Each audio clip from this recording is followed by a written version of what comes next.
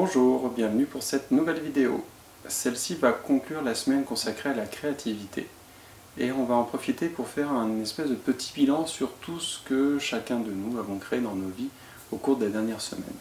Je vous invite donc à vous remémorer tout ce que vous avez créé au sens large au cours des dernières semaines, disons 4-5 dernières semaines.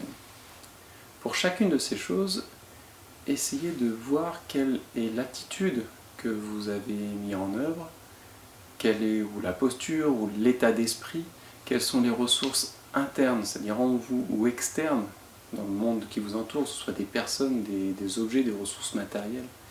Qu'est-ce que vous êtes allé chercher, qu'est-ce que vous avez mis en œuvre pour parvenir à faire ces créations.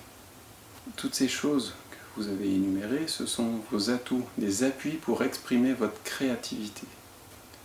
Je vous invite également à vous remémorer comment vous vous sentiez au moment où vous avez créé ça, comment vous vous sentez aujourd'hui à repenser à tout ce que vous avez créé. Le fait de repenser à tout ce que vous avez pu créer par vous-même ou avec l'aide des autres, ça vous montre que nous sommes tous capables de créer ce que nous voulons et d'en assumer les conséquences. Surtout lorsque toutes ces créations sont faites dans le respect d'abord de soi, puis aussi des autres. On en arrive à la question du jour qui est: puis-je accepter de continuer à développer ma créativité? La réponse, bien entendu, vous appartient, elle appartient à chacun.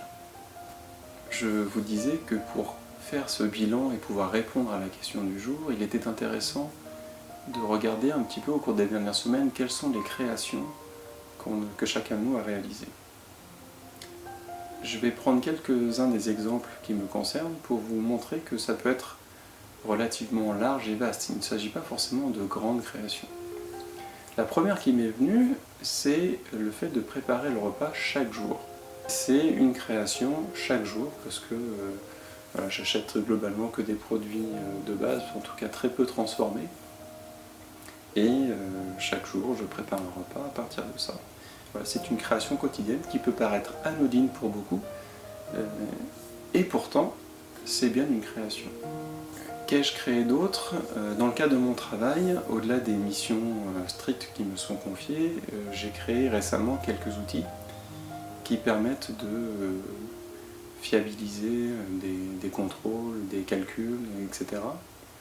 Pour ça, je me suis appuyé sur mes expériences précédentes, et ça me permet du coup d'être plus efficace dans mon travail, de pouvoir répondre de façon plus rapide et plus sûre, plus répétable aux questions de mon employeur.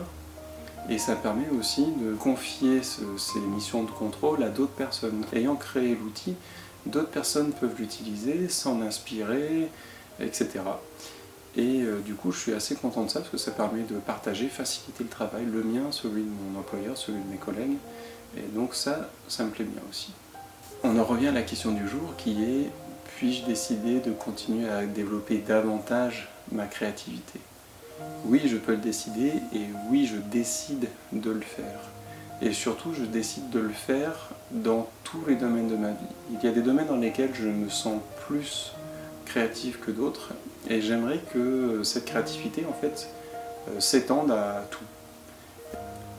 Voilà, je vous laisse répondre à cette question pour vous-même, et si vous souhaitez partager vos réponses, vos questionnements, je vous en prie, faites-le, les commentaires sont là pour ça. Merci d'avoir regardé la vidéo, et à demain pour la nouvelle. Salut!